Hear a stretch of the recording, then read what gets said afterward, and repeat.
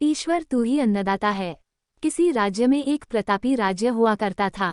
वो राजा रोज सुबह उठकर पूजा पाठ करता और गरीबों को दान देता। अपने इस उदार व्यवहार और दया की भावना की वजह से राजा पूरी जनता में बहुत लोकप्रिय हो गया था। रोज सुबह दरबार खुलते ही राजा के यहाँ गरीब और भिखारियों की लंबी लाइन लग जाती थी। राजा हर इंसान को संतुष्ट करके भेजते थे। किशन और गोपाल नाम के दो गरीब भिखारी रोज राजा के यहाँ दान लेने आते। किशन और गोपाल। राजा जब किशन को दान देता तो किशन राजा की बहुत वाहवाही करता और राजा को दुआएं देता।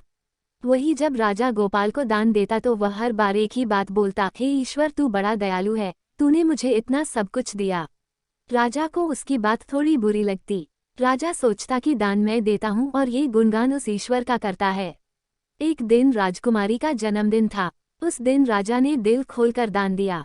जब किशन और गोपाल का नंबर आया तो राजा ने पहले किशन को दान दिया और किशन राजा के गुणगान करने लगा। लेकिन राजा ने जैसे ही गोपाल को दान दिया वो हाथ ऊपर उठा के बोला, हे ईश्वर तू ही अन्नदाता है, आज तूने मुझे इतना दिया, इसके लिए प्रभु तुझे धन्यवाद देता हूँ। राजा को यह सुनकर बड़ा गुस्सा आया। उसने कहा कि गोपाल, मैं रोज तुम्हें दान देता हूँ, फिर तुम मेरे बजाय ईश्वर का गुणगान क्यों करते हो?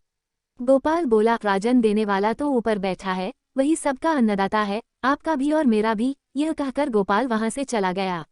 अब राजा ने गोपाल को सबक सिखाने की सोची। अगले दिन जब किशन और गोपाल का नंबर आया तो राजा ने किशन को दान दिया और कहा, किशन मुझे गोपाल से कुछ बात करनी है, इसलिए तुम जाओ और गोपाल को यहीं छोड़ जाओ। और हाँ, आज तुम अपने पुराने रास्ते से मत जाना, आज तुमको राजमहल के किनारे से जाना है जहाँ से सिर्फ मैं गुजरता हूँ। किशन खुशी खुशी दान लेकर चला गया। राजमहल के किनारे का रास्ता बड़ा ही शानदार और खुशबू भरा था। संयोग से राजा ने उस रास्ते में एक चांदी के सिक्कों से भरा घड़ा रखवा दिया था। लेकिन किशन आज अपनी मस्ती में मस्त था। वो सोच रहा था कि राजा की मुझ पर बड़ी कृपा हुई है जो मुझको अपने राजमहल के रास्ते से गुजारा। यहाँ से तो मैं अगर आंख बंद करके भी चलूं तो भी कोई परेशानी नहीं होगी। यही सोचकर किशन आंखें बंद करके रास्ते से गुजर गया, लेकिन उसकी नज़र चांदी के सिक्कों से भरे घड़े पर नहीं पड़ी। थोड़ी देर बाद राजा ने गोपाल से कहा कि अब तुम जाओ, क्योंकि किशन अब जा चुका होगा, लेकिन तुमको भी उसी रास्ते से जाना है जिससे किशन गया है। गोपाल धीमे कदमों से ईश्वर का धन्यवाद करते हुए आगे बढ़ चला। अभी थोड़ी दूर ही गया होगा कि उसकी नज़र चांदी के सिक्कों से भरे घड़े पर पड़ी। गोपाल घड़ा पाकर बड़ा खुश हुआ। उसने कहा, ईश्वर तेरी मुझ पर बड़ी अनुकंपा है, तूने मुझे इतना धन दिया। और वो घड़ा लेकर घर चला गया। अगले दिन फिर से जब गोपाल और किशन का नंबर आया तो राजा को लगा कि किशन घड़ा ले जा चुका होगा, इसलिए उसने किशन से पूछा, क्यों किशन, कल का रास्ता कैसा रहा, राह में कुछ मिला या नहीं? किशन ने कहा, महाराज रास्ता इतना सुंदर था कि मैं तो आंखें बंद करके घर चला गया, लेकिन कुछ मिला तो नहीं। फिर राजा ने गोपाल से पूछा तो उसने बताया कि राजा कल मुझे चांदी के सिक्कों से भरा एक घड़ा मिला, ईश्वर ने मुझ पे बड़ी कृपा की।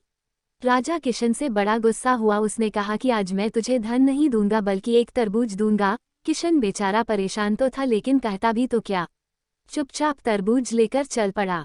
उधर राजा ने गोपाल को रोजाना की तरह कुछ धन दान में दिया। किशन ने सोचा कि इस तरबूज का मैं क्या करूंगा, और यही सोचकर वो अपना तरबूज एक फल वाले को बेच गया।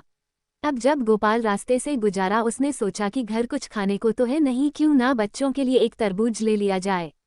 तो गोपाल फल बेचने वाले से वही तरबूज खरीद लाया जिसे किशन बेच गया था।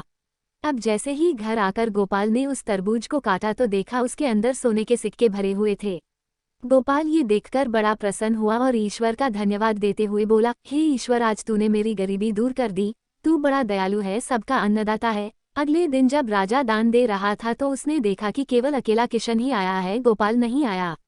उसने किशन से पूछा तो किशन ने बताया कि कल भगवान की कृपा से गोपाल को एक तरबूज मिला जिसके अंदर सोने के सिक्के भरे हुए थे। वह गोपाल तो अब संपन्न इंसान हो चुका है। किशन की बात सुनकर राजा ने भी अपने हाथ आसमान की ओर उठाए और बोला, हे ईश्वर, वाकई तू ही अन्नदाता है, मैं तो मात्र एक जरिया हूँ, तू ही सबका पालनहार है। राजा को अब सारी बात समझ आ चुकी थी।